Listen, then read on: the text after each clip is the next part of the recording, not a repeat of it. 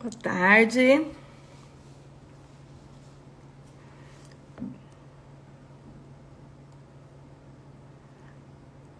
Boa tarde, tudo bem? Nosso segundo dia de live, falando das principais infecções bacterianas que a gente tem na nossa prática médica e com abordagem principalmente no tratamento, na antibiótico terapia.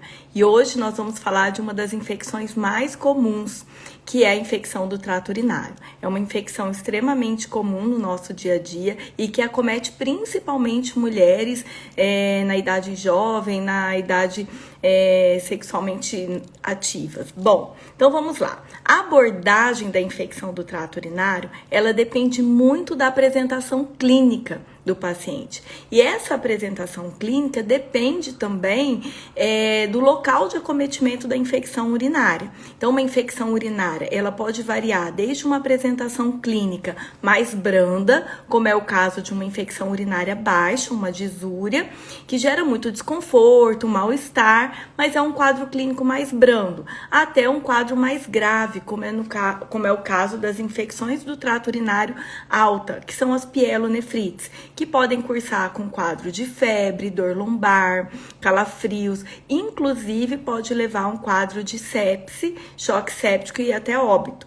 Então, a infecção urinária, ela é uma das infecções mais comuns na nossa prática médica, uma das principais causas de busca em atendimento, né, no pronto-socorro, nas unidades básicas de saúde, também uma causa importante de internação hospitalar, e pode variar e pode ter uma ampla variedade de apresentação clínica, desde um quadro clínico mais leve, como a cistite, até um quadro clínico mais grave. Então, hoje a gente vai falar então um pouco sobre o quadro clínico, a abordagem diagnóstica, quais os antibióticos que nós temos para tratamento hoje, no contexto atual, tanto da infecção urinária baixa, como também da infecção urinária alta.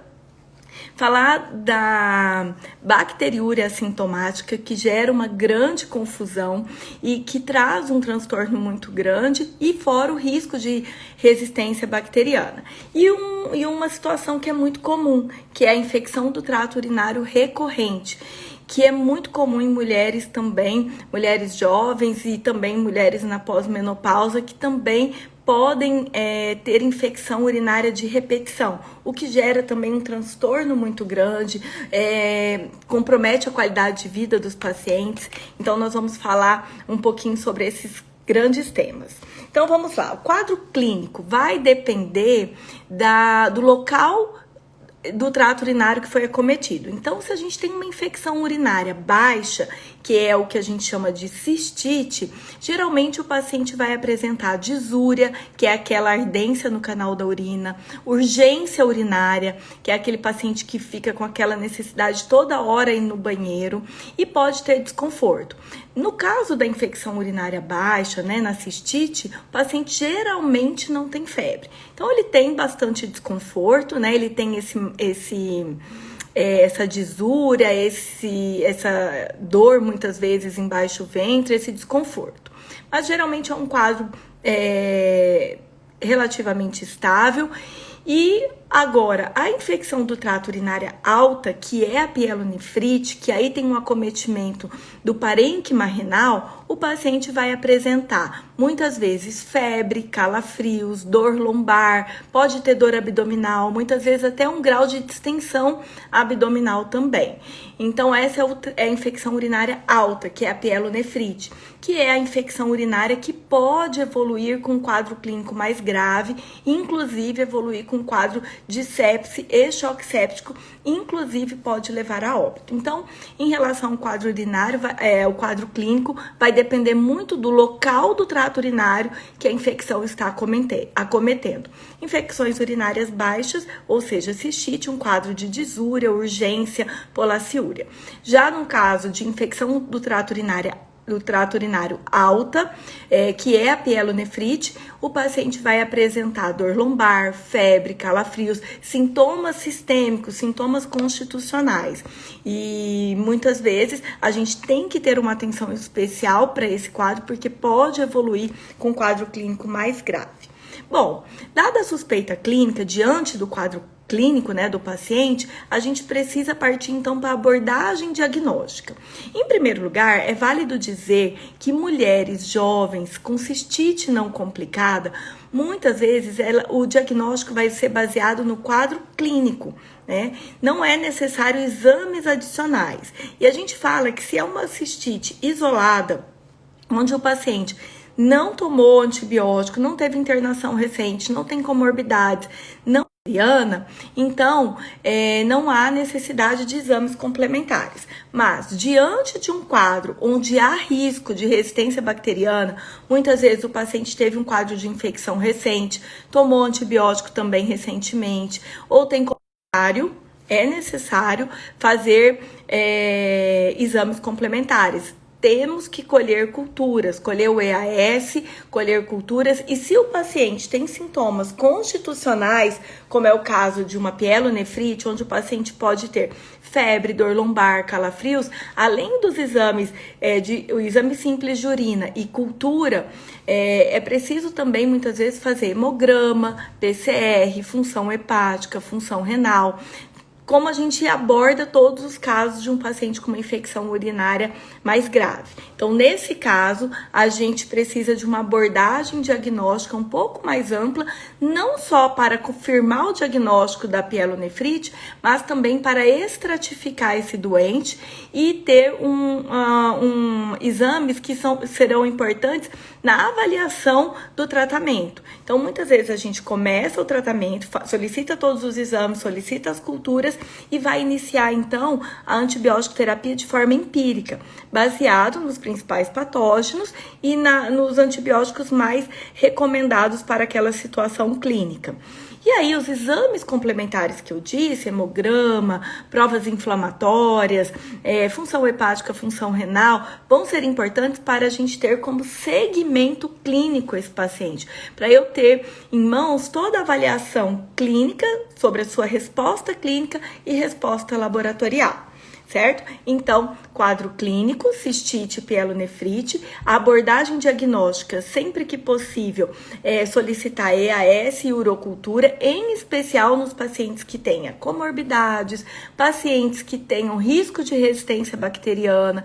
Todos esses pacientes, a gente precisa colher o exame simples de urina, que vai mostrar piúria, né, que é a leucostura, presença de leucócitos na urina.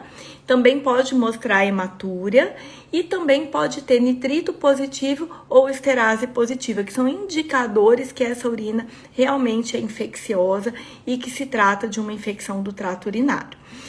Então, baseado no quadro clínico e nos exames complementares, EAS, urocultura e também exames complementares para estratificar o doente, e novamente hemograma, provas inflamatórias, função hepática, função renal, eu vou então determinar o tratamento do paciente. E aí, mais uma vez, é importante a determinação do quadro clínico. É uma cistite, então eu vou tratar com antibiótico via oral em forma ambulatorial. Quais são os principais patógenos que fazem as infecções urinárias? Na grande maioria das vezes, 85% da causa da infecção urinária são os gram-negativos, em especial a Escherichia coli.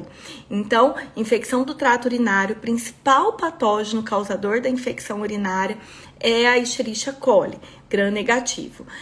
No caso de um paciente com cistite, eu posso tratá-lo, então, de forma ambulatorial. Não tem critério de gravidade, então não tem por que eu internar esse paciente. Eu posso escolher um antibiótico via oral, que vai ter uma cobertura, então, contra esse principal patógeno, que é o gram-negativo, que é a Escherichia coli, principalmente.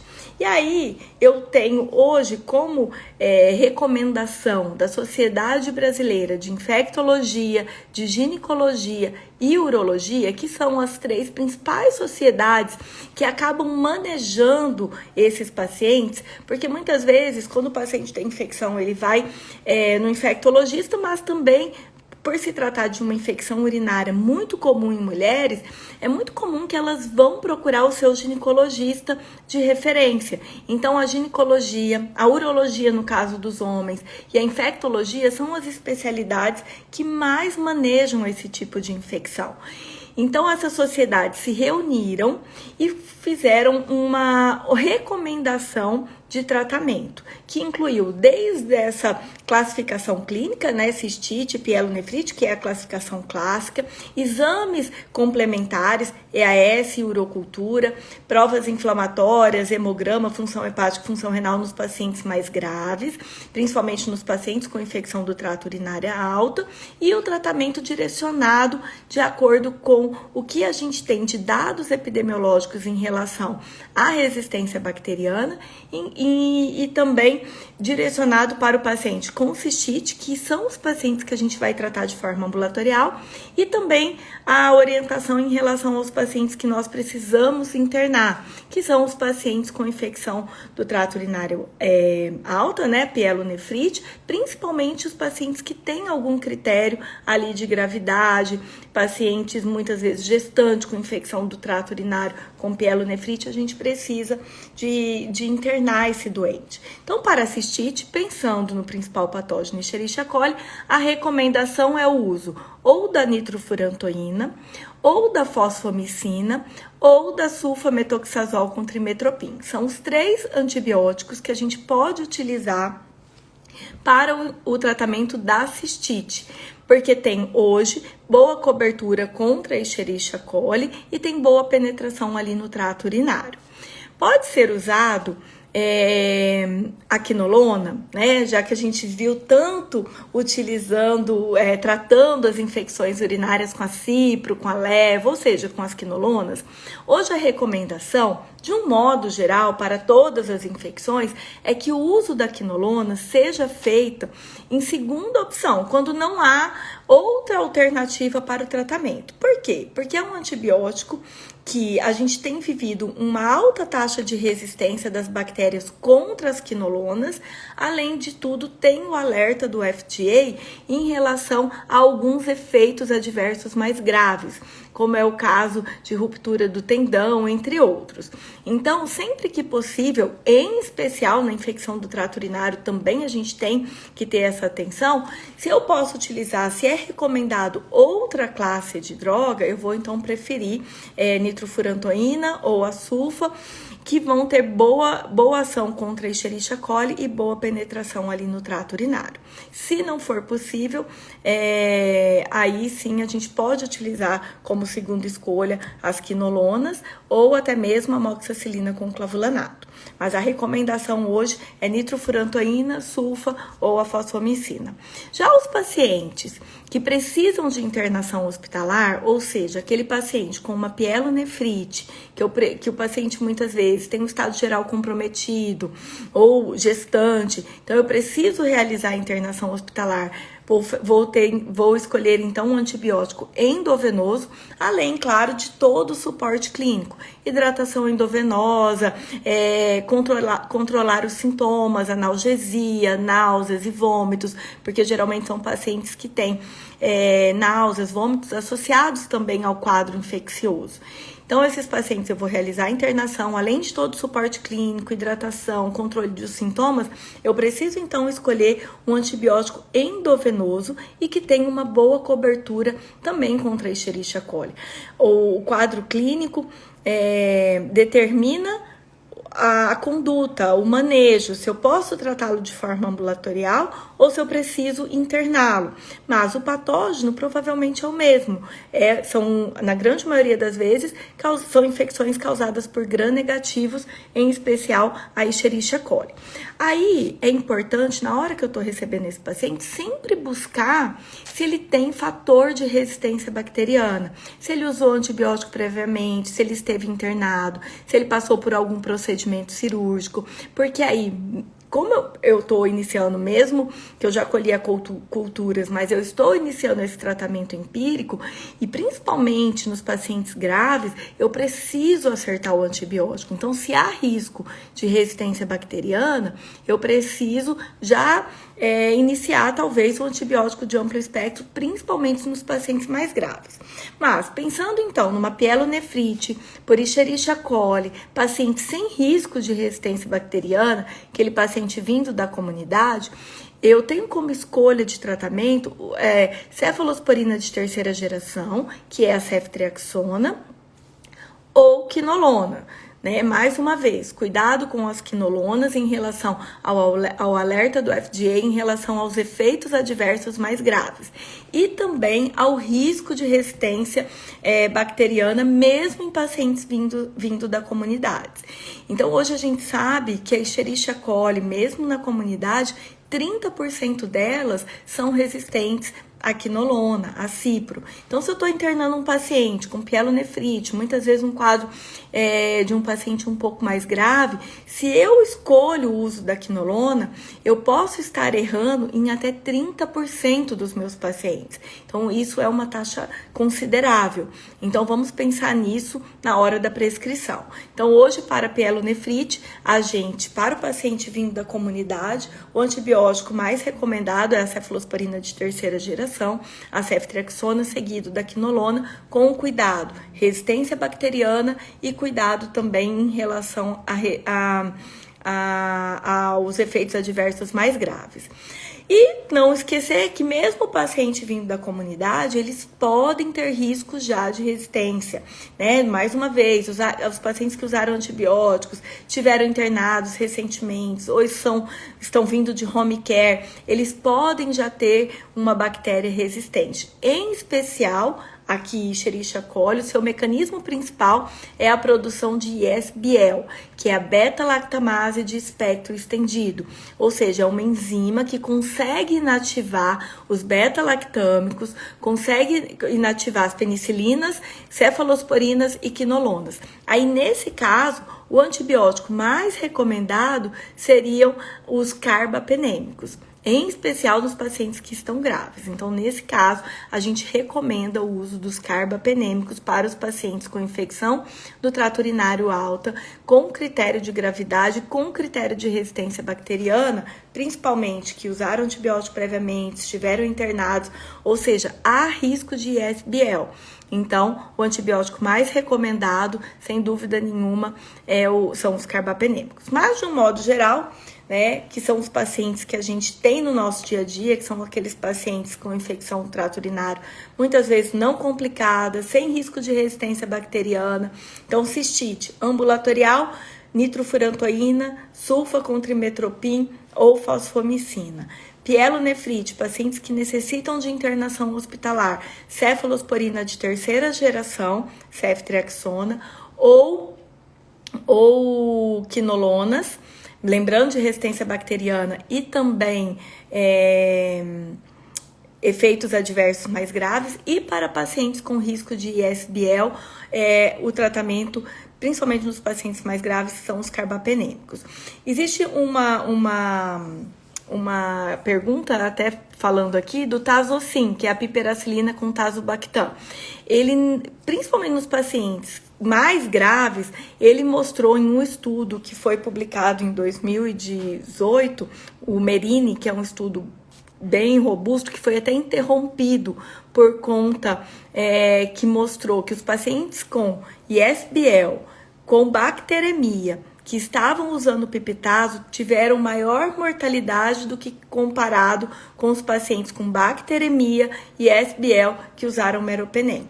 Então, para ISBL, em especial os pacientes graves que possam estar ali fazendo bacteremia, carbapenêmico é superior a pipetazo. Então, é muito importante reforçar isso, porque eu vejo muitas vezes o colega recebendo um paciente grave, e fala assim, não, vamos começar com pipetazo, se não melhorar a gente passa para carbapenêmico. E não é bem assim, a gente tem que entender os mecanismos de resistência para poder direcionar o melhor antibiótico. Se há risco de resistência bacteriana e se o principal risco ali provavelmente é o ISBL, então é melhor a gente escolher já, principalmente nos pacientes, gente, graves, que estão fazendo bacteremia e com risco de ISBL, porque muitas vezes o paciente é grave, mas não tem risco de resistência bacteriana. Então, eu posso manter a ceftriaxona. Agora, o paciente grave, fazendo bacteremia e com risco de ISBL, aí o mais indicado, sem dúvida nenhuma, são os carbapenêmicos. Meropenem ou imipenem. O meropenem, a diferença entre eles, o meropenem é de 8 em 8 horas e tem menos toxicidade quando comparado com o imipenem, que é de 6 em 6 horas, e o imipenem é ligado à cilastatina, que tem um potencial de neurotoxicidade. Então, nesse caso, a gente acaba optando e a gente tem utilizado muito mais o meropenem no nosso dia a dia do que o imipenem por conta disso. Mas existem outras situações em que o imipenem pode ser superior, né? Então, aí vai ser muito individualizado, como muitas vezes alguns casos de pseudomonas, com algum mecanismo de resistência de bomba de refluxo. Então, aí tem alguns outros detalhes, tá? Mas em relação à antibiótico terapia, a gente pode utilizar na cistite nitrofurantoína, sulfa e fosfomicina e pielonefrite vindo da comunidade, ceftriaxona ou quinolona, com cuidado, e risco de ISBL carbapenêmicos. Aqui eles estão, só responder aqui antes de passar para a gente finalizar. No caso de internação, poderia usar sulfa na falta de ceftriaxona e cefalexina? Bom, nos pacientes que vão internar, o risco de ter uma resistência na comunidade à sulfa também é bastante alto. Então, hoje, para pielonefrite, empiricamente, não é recomendado usar sulfametoxazol trimetropin, tá? Então, é melhor a gente pensar numa outra opção, muitas vezes um cefepime, alguma outra coisa, do que sulfa, porque se o paciente tem uma pielonefrite, paciente potencialmente grave, a gente pode estar errando nessa antibiótico terapia. O ertapenem também é um carbapenêmico que pega muito bem em ISBL, também estaria recomendado nesses casos. A gente utiliza muito em casos de pielonefrite com risco de ISBL, a gente utiliza muito o ertapenem. E não, ele não pega pseudomonas. Então, entre os carbapenêmicos, a gente tem imipenem e meropenem, que pegam a pseudomonas, e o ertapenem, onde ele é intrinsecamente resistente, a pseudomonas é intrinsecamente resistente ao ertapenem, tá bom? Mas tem uma ótima cobertura contra ISBL, estaria muito bem indicado. E também o ertapenem, ele é EV uma vez ao dia, facilita a deshospitalização. O grande problema é o custo do ertapenem, certo? Então, vamos lá para a gente finalizar. Então, em tratamento, o tratamento vai ser muito direcionado para o quadro clínico. Então, quando a gente fala de antibiótico terapia, quando a gente fala de tratamento, a gente fala de clínica, de atendimento, de entender a doença, entender a patologia, estratificá-lo corretamente, principalmente para poder decidir adequadamente o local de tratamento.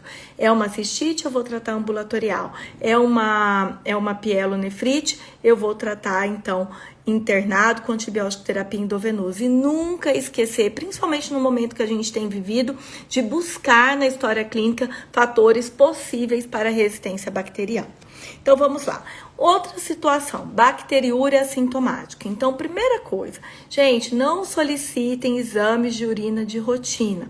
Paciente assintomático, não está gestante, não vai passar por nenhum procedimento urológico, não tem por que pedir urina de rotina, tá? Até porque bacteriúria assintomática, que nada mais é do que uma urocultura positiva sem sintomas, a gente só trata em duas situações: pacientes gestantes ou pacientes que vão ser submetidos a algum procedimento urológico. Então, não vamos pedir urocultura de rotina, somente nessas situações. Então, muitas vezes, o paciente vai no médico e fala: não, eu vim para a rotina, e sai de lá com pedido de exame de sangue, fezes e urina, e tá lá a cultura de urina, e depois pode vir uma bacteriúria assintomática, onde não há indicação de tratamento, exceto nessas duas situações, tá bom? E aí tudo de repetição, que é muito comum em mulheres, né? Então, é muito comum a gente pegar pacientes que têm 2, 3, 4, 5 episódios de infecção urinária no ano. Então, isso compromete muito a qualidade de vida e fora os riscos. Então, é uma queixa muito comum no dia a dia, principalmente no consultório, mais uma vez, da ginecologia e da infectologia e também da urologia. E nesses casos, a gente considera ITU de repetição ou ITU recorrente aquela que acontece 2 episódios em 6 meses ou 3 episódios em 1 ano, a gente já considera, por definição, infecção do trato urinário de repetição.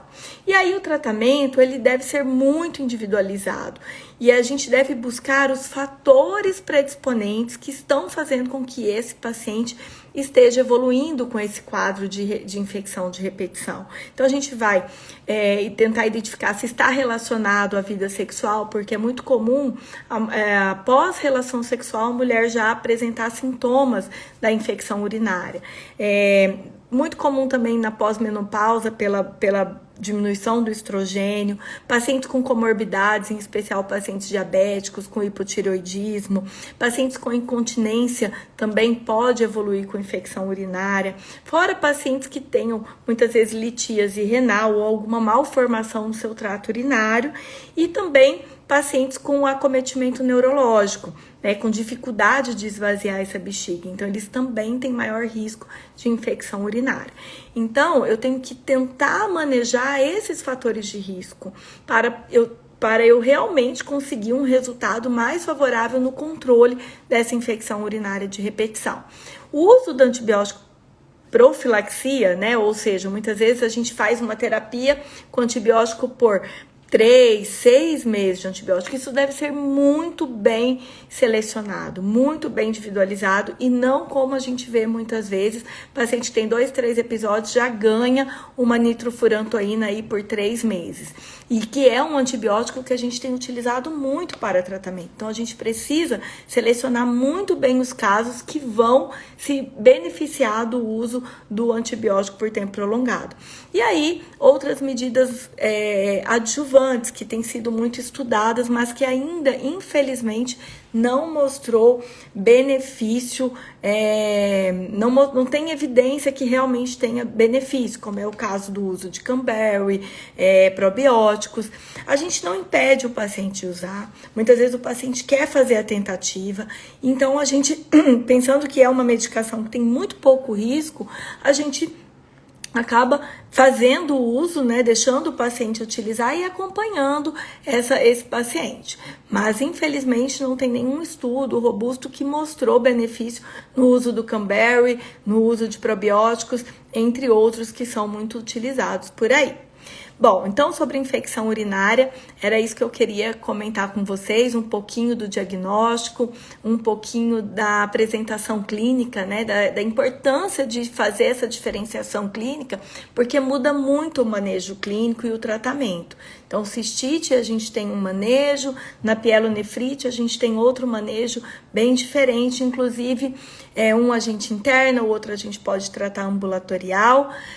Lembrar, gente, de não colher urocultura de rotina e também nos pacientes que venham com essa urocultura, avaliar se realmente ele tem benefício de tratar com antibiótico. Tá gestante? Vai passar por algum procedimento urológico? Tudo bem, tem indicação. Do contrário, a gente não trata bacteriúria assintomática, tá bom? Então, tá? Amanhã a gente tem mais uma live aqui. Amanhã a gente vai falar sobre pneumonia. E vamos falar um pouquinho sobre diagnósticos, sobre tratamento, antibióticos. Então, eu espero vocês amanhã aqui, 17 horas, horário de Cuiabá, e 18 horas, horário de Brasília. Tchau, tchau!